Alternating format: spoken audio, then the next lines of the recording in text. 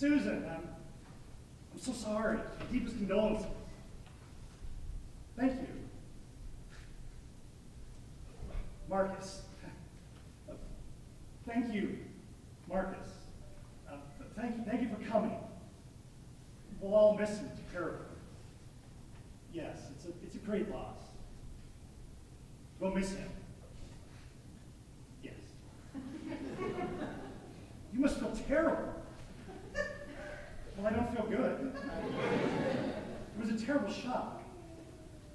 Death is always a terrible shock. You're sitting at home doing nothing, and suddenly death goes, boom! Someone drops over dead. Yes. What were his last words? Were they boo? What? Boo? No, he didn't really have any last words. Any last noises? What? You utter all sorts of noises. Gurgles, choking.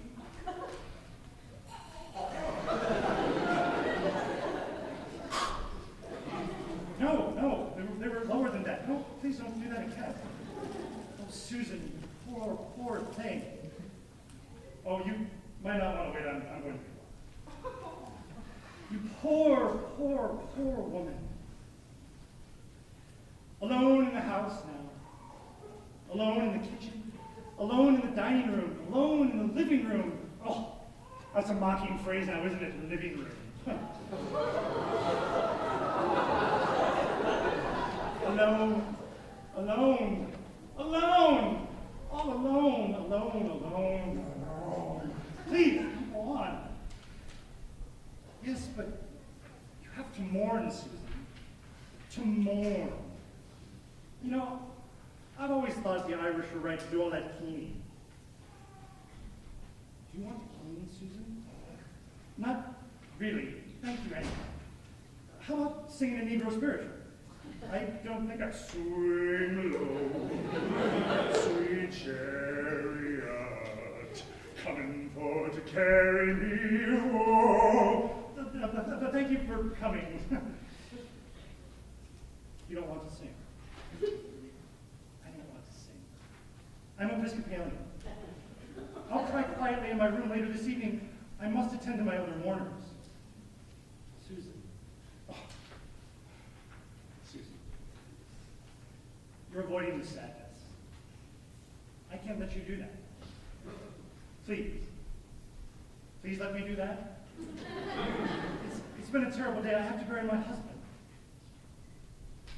Is he in the casket? It's a closed casket. He's not actually in some other room propped up in a stuffed chair or something waiting to startle someone, is he? Certainly not, but thank you for coming. That would be quite a fright. They'd be standing by him at his chair making conversation and realize they were talking to him, only that he was actually starn stoked dead. That would be a good one. Yes, very good. David!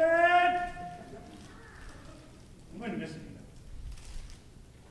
How nice, or rather, how sad. Thank you for coming.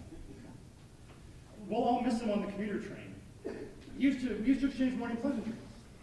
Nice morning, or cold enough for you, or train seems to be on time for a change. I see, excuse me, I think the mortician is signaling me. You know, your husband was the only person on that whole damn train who was really even willing to speak to me. How interesting. The other people would get panic in their eyes, even if I started walking in their direction. Or they'd move away, or they'd pretend to be sleeping. But you can't fool me. I'm no joke. You can't sleep standing up! Well, maybe if you're tired enough, you can. Your husband, though, he was always friendly to me. Not like my father. Nowadays, my father won't even return my calls. I went to a seance and everything. What? Well, he's dead. But I have this medium friend, and she gave me a special 1-900 number that lets you call the dead. Maybe you'd like the number so you can try to reach your husband on the other side. I don't think so. Okay, Sarah. Well, thank you so much for coming. Oh, well, you're welcome. I just feel terrible about your husband being gone, and I don't know what I'm going to do on the train now anymore. Yes. Well, why don't you read a book? That's an idea. Do you have any suggestions? I don't know. Thornburg's Great Expectations, any book, I don't care. My favorite book is Bobbio. Yes, that's excellent. Have you read it? No, but I hear wonderful things. My. Thank you for coming. Goodbye. Are you leaving? No, I'm not leaving. I want you to leave. You're making me hysterical. Can't you take a hint? When I say thank you for coming, that's code for go away now. Don't you understand that? Oh. I'm sorry. I just thought it meant thank you for coming. I didn't realize. Is there anything else you said in code I didn't understand? No. No, nothing. Huh. Good. It's just, well, now I feel terrible about having hurt your feelings. No. Don't ever feel guilty about expressing your emotions. That's a good thing to do. You've had a terrible loss. Yes. Yes, I have. Are you sure you don't want to keen? I'm not Irish, but I think it's a very appropriate thing to do at a wake. I don't know, maybe not. This is the most appropriate. Well, I don't know. What exactly does keening sound like? Oh, well, it's really interesting. Sort of like this.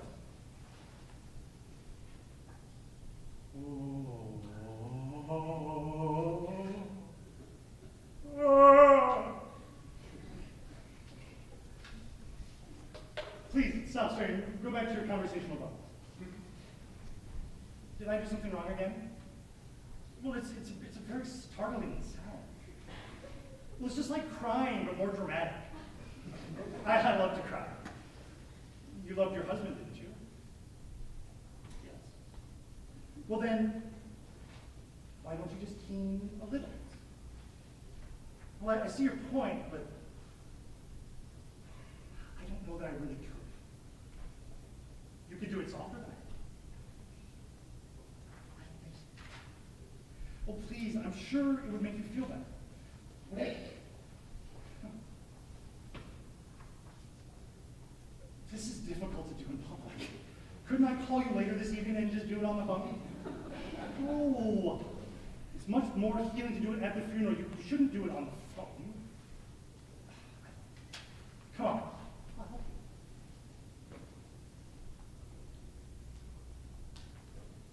you.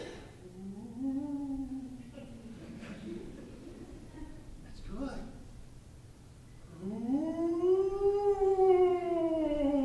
It's good. Yeah.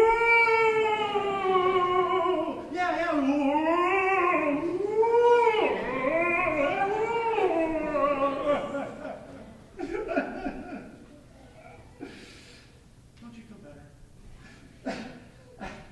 Actually, yes, I do.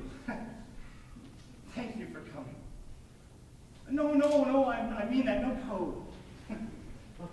Thank you so much for coming. Well, good.